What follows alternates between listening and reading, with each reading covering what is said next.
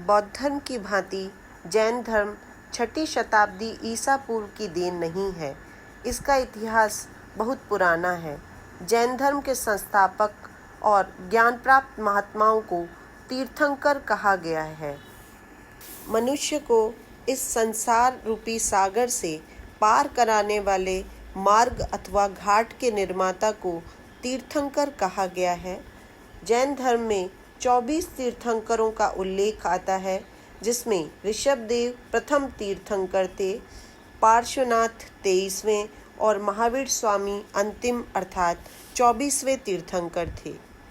इन 24 तीर्थंकरों में इन्हीं 3 तीर्थंकरों को ऐतिहासिक माना जाता है। अन्य के विषय में कोई ऐतिहासिक प्रमाण उपलब्ध नहीं है। प्रथम तीर्थंकर ऋषभदेव थे। ऋग्वेद और यजुर्वेद में भी ऋषभ का उल्लेख मिलता है, किंतु ये जैनियों के प्रथम तीर्थंकर ऋषभदेव थे।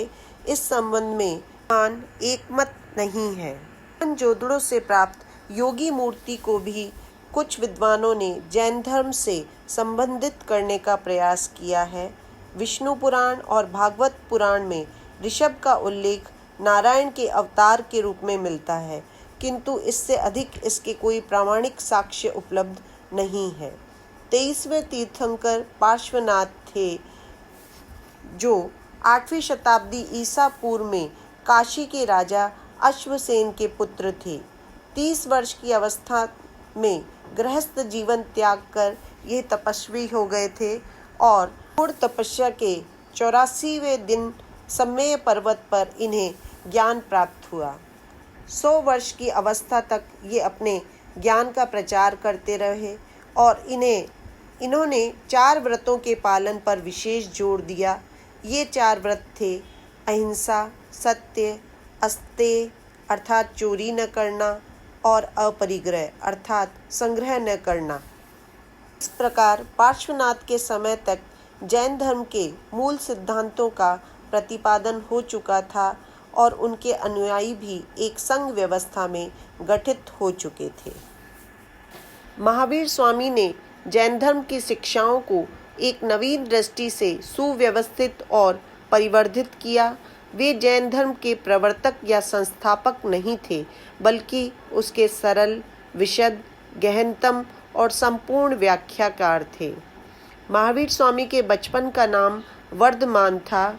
इनका जन्म 540 ईसा पूर्व में वज्जी संघ के ज्ञात्रिक क्षत्रियों के एक छोटे से गणराज्य की राजधानी कुंडग्राम में हुआ था। उनके पिता का नाम सिद्धार्थ और माता का नाम त्रिशला था, जो लिच्छवियों के राजा चेटक की बहन थी। वर्धमान को सभी प्रकार की राजोचित विद्याओं की शिक्षा दी गई।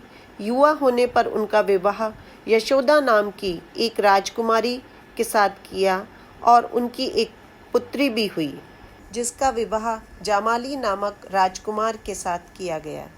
वर्धमान का स्वभाव प्रारंभ से ही चिंतनशील था। 30 वर्ष की अवस्था में इनके पिता का देहांत हो गया। उस समय अपने बड़े भाई नंदीवर्धन से अनुमति लेकर उन्होंने घर त्याग दिया और सत्य की खोज में निकल पड़े। घर छोड़ने के बाद वर्धमान कठोर साधना, काया क्लेश और तपश्चर्या का जीवन व्यतीत करने लगे।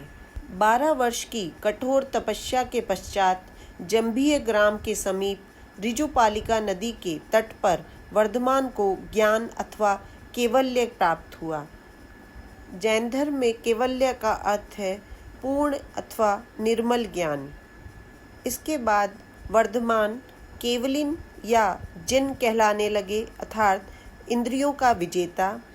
कुछ इन्हें निर्ग्रंथ भी कहते थे, जिसका अर्थ है सभी बंधनों से मुक्त, और बाद में ये महावीर नाम से प्रसिद्ध हुए, अर्थात जिसने सन प्राप्ति की मार्ग में आई सभी बाधाओं का बड़ी वीरता से सामना किया हो।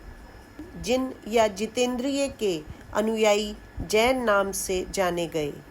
शेष 30 वर्षों तक महावीर स्वामी एक स्थान से दूसरे स्थान पर भ्रमण करते रहे और अपने धर्म का उपदेश देते रहे।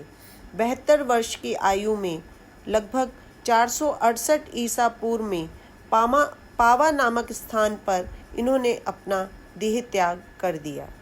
अगले व्याख्यान में हम जैन धर्म की मुख्य शिक्षाओं और दर्शन के विषय में पढ़ेंगे।